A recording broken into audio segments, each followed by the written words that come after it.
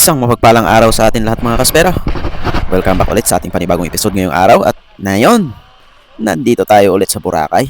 At eto yung pangalawang sisid natin. Kasama si Master Danny. At eto nga, medyo kalmado yung panahon dito ngayon. Kaya susulutin natin ngayon mga kaspero. At eto, pabiyahe na kami papunta doon sa spot. At ang oras natin ngayon, 10:33 ng umaga mga kaspero. Medyo late na tayo nag-dive gawa ng meron pa tayong ginawa kaya medyo late tayo, pero hanggang hapon naman tayo magda-dive mga kaspero. Kaya abangan na lang natin kung ano yung mga mahuhuli.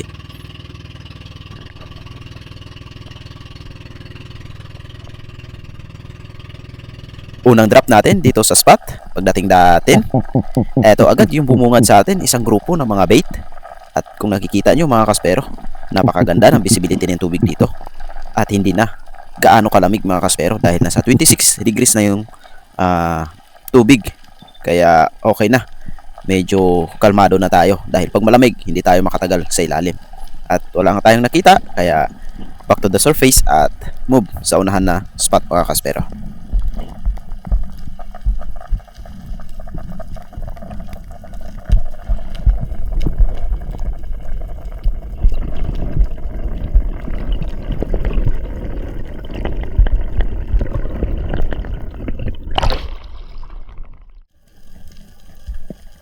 Dito nga ako lumipat mga kaspero, kung saan nakapana kami dati ni Master Danny ng dalawang Diamond Trevally, kung napapanood nyo yun mga kaspero. At yung batong ko kasi na ito lagi yung pinupuntahan ng mga malalaking isda tulad ng mga Maori Sea Perch at mga Big Mouth Emperor. Nandyan siya sa mga ilalim ng bato nakasiksik mga kaspero. Ngunit sa time na to wala akong nakita, kaya ambush lang yung ginawa ko at tiningnan kung ano yung lalapit sa atin. Napakaraming mga maliliit na isda, ngunit hindi naman yun yung target natin.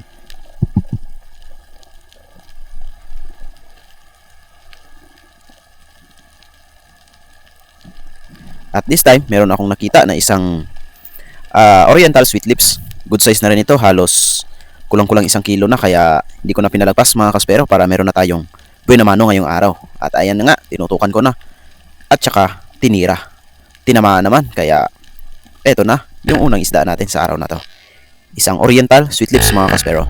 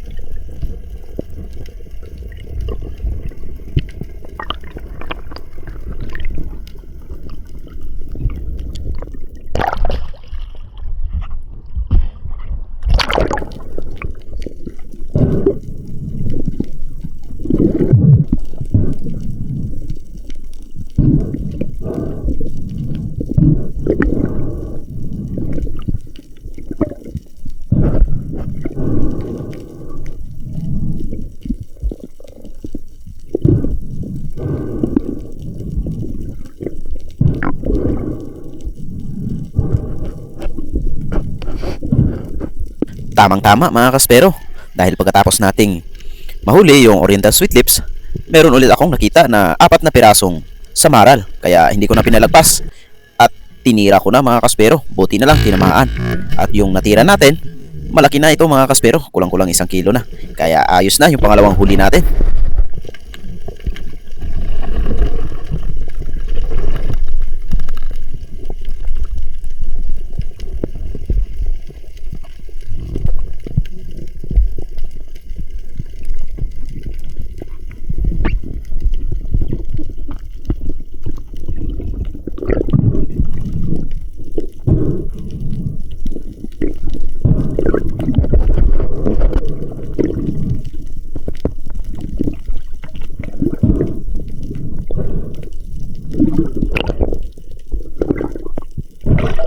At dito mga kaspero, nakakita ako dito ng good size na surahan, halos 1 kilot kalahati na rin.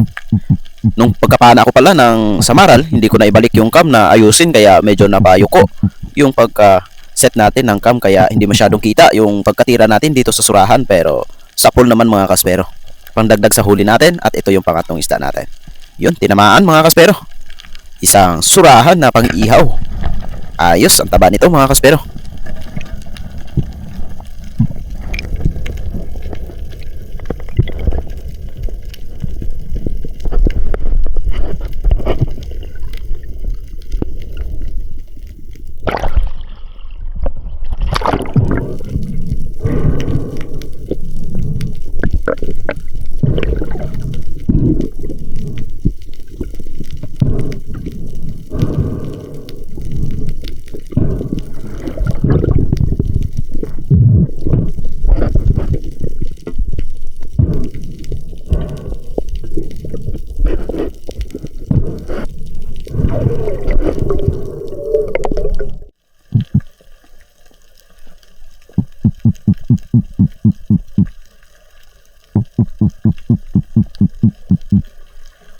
Dahil natangay na tayo ng agos dito sa mababaw mga kaspero, halos kulang-kulang 10 meters or 9.8 meters lang itong dinive ko mga kaspero.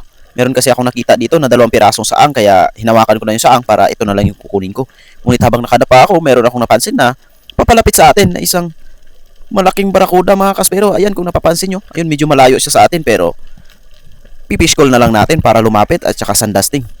Kaya maghintay pa tayo ng kaunti dahil napakababaw lang ng spot na ito. Kayang-kaya natin na hintayin siya mga kaspero. At ayan, pumunta talaga sa atin. Ayan, unti-unting lumalapit mga kaspero. Kaya nung pagbalagbag, tinira ko na sa pool mga kaspero. Napakalaking great barracuda yung napana natin dito sa mababaw lang. Grabe, napakaswerte natin ngayong araw dahil lumalapit sa atin yung mga piyaya. Kaya ayos. Yung pang-apat natin na isda, malaki.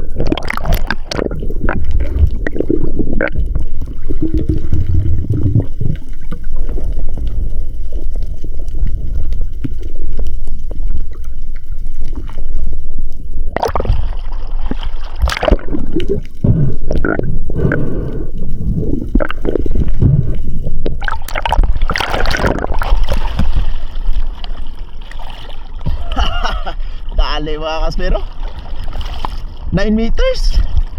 Laki. Ito na.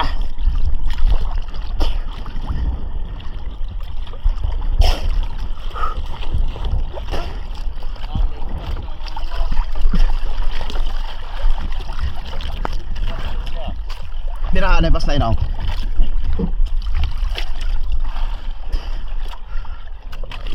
Yan.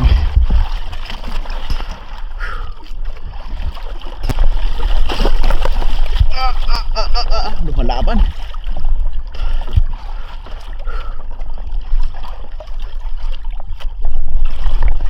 Oh, dyan ka na. Lumaban ka pa.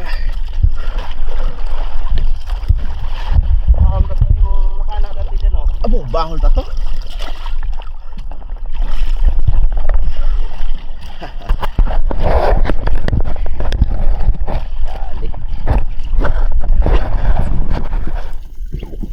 Nasa taas pa lang ako, tanaw ko na itong great barracuda ulit mga kaspero. Medyo maliit nga lang ito, halos mga 2 kilo lang siguro. Kaya medyo maliksi pa itong great barracuda. Pag ganito kasi kalaki, medyo makulit-kulit pa ito. Kaya ayun, nung tinira natin, hindi natamaan. Sayang, parang may pagka-ninja talaga itong mga barracuda na ito. Pag medyo maliliit, halos hindi matamaan. Pero ayos lang, dahil sa susunod nating sisid, ayan, merong isang samaral na mabait mga kaspero, kaya hintayin natin na sumakto doon sa may buhangin bago tirahin. Kaya ayun, nung tinira natin, tinamaan naman mga kaspero. Ayos na, dagdag sa mga huli natin.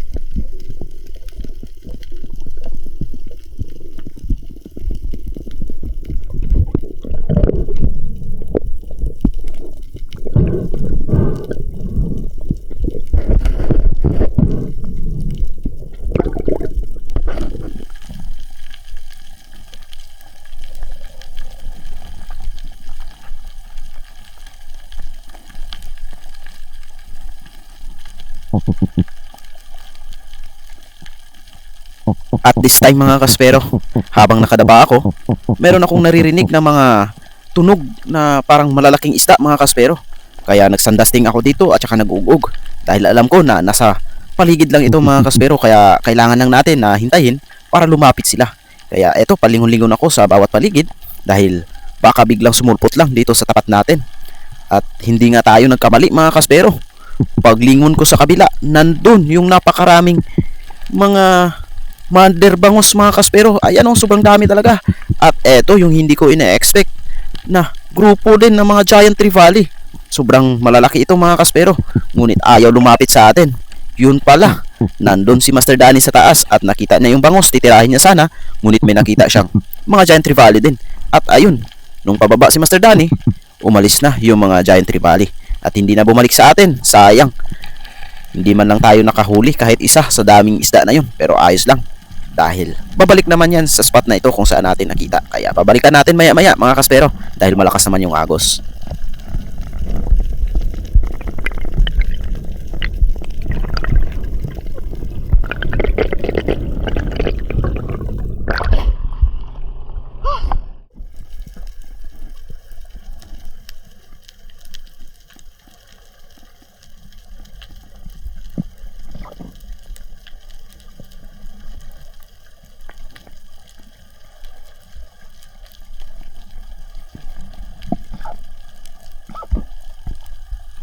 At dahil excited na tayo na makita ulit yung grupo ng mga giant trevally na nakita natin mga kaspero, kaya bumaba ulit ako pagkatapos kong magpahinga sa taas. Sa unahan lang ito, halos mga 30 meters na agwat doon sa nakitaan natin ng mga giant trevally. Kaya yung ginawa ko dito, nagsandasting at ulit ako. Medyo distansya na sa atin si Master Danny, kaya may pagkakataon na tayo na makahuli ng giant trevally na nakita natin kanina. At eto, habang nag-aambush ako, patingin-tingin ako sa paligid.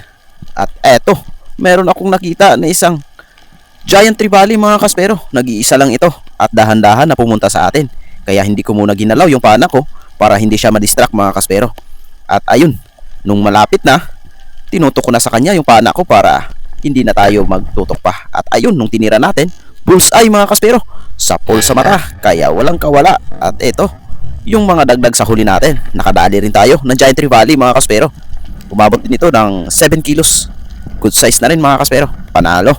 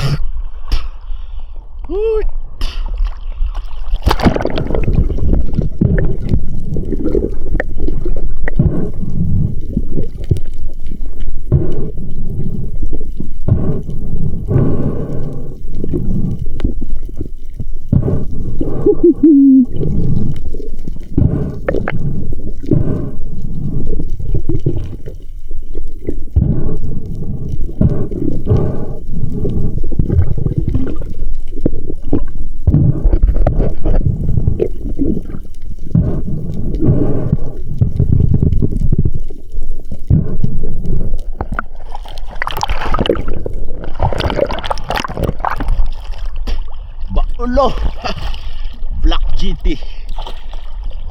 Dali mga kaspero. Sayang kanina, dami yun. Pero okay lang, nakadali na ako. Bullseye.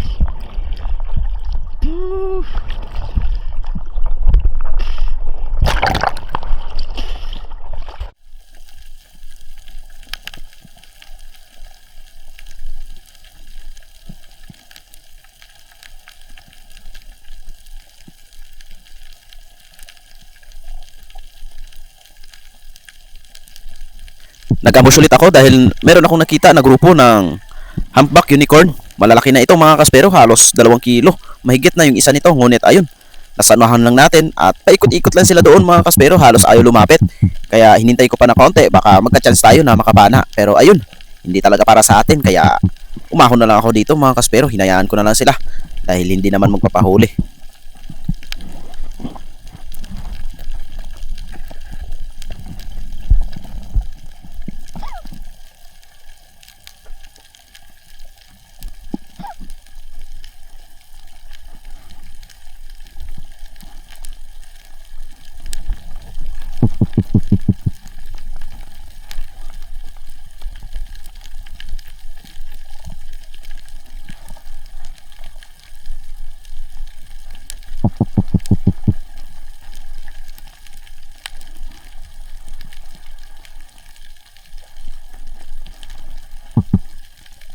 natangay na tayo ng agos at dinala na tayo dito sa 18 meters mga kaspero.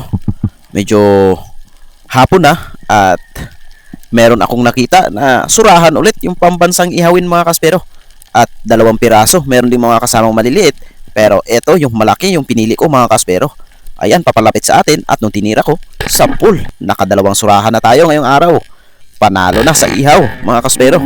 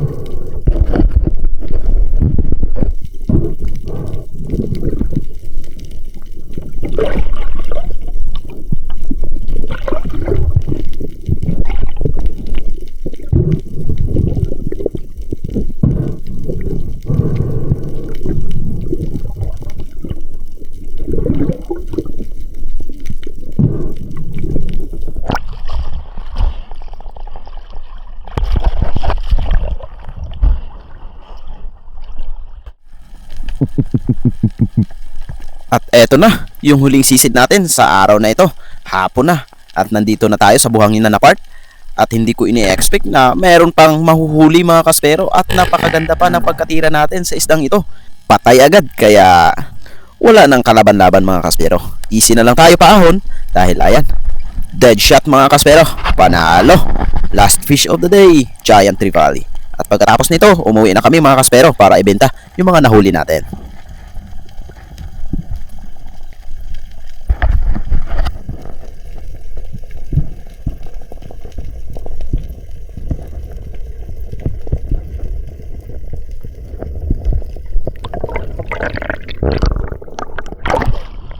Nakahabol pa mga kaspero. Last time.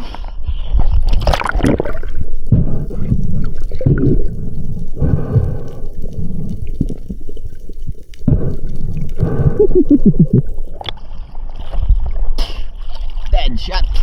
Yan yung dead shot. Dahil patay agad. Ganda ng tama.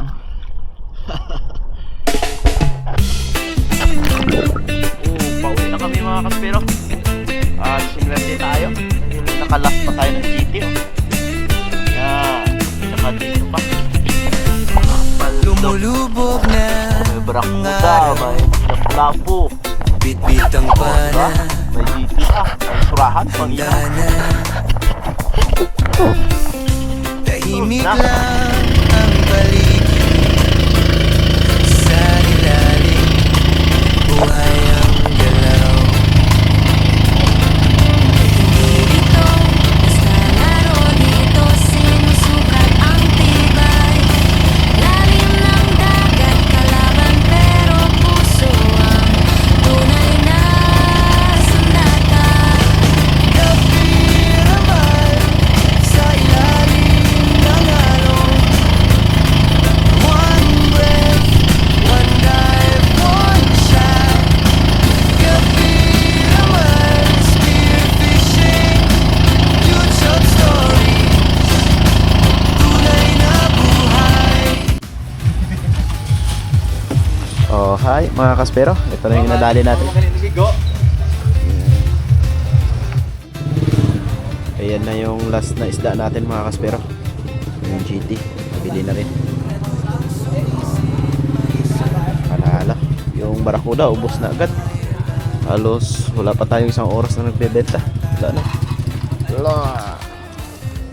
Wala nang laman. Ubos na.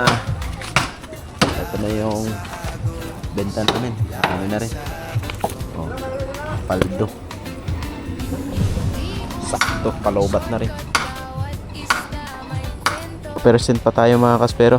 Bali, ito yung income natin ngayon. Ayan.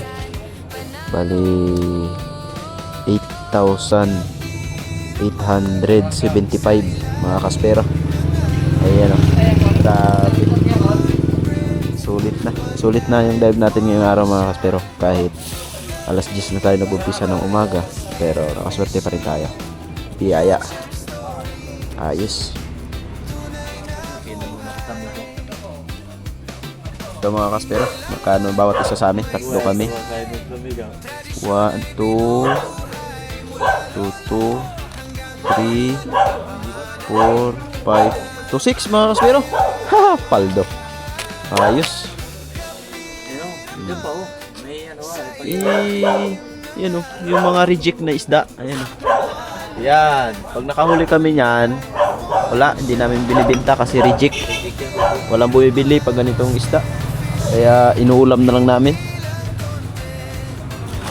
Hindi lang content, may puso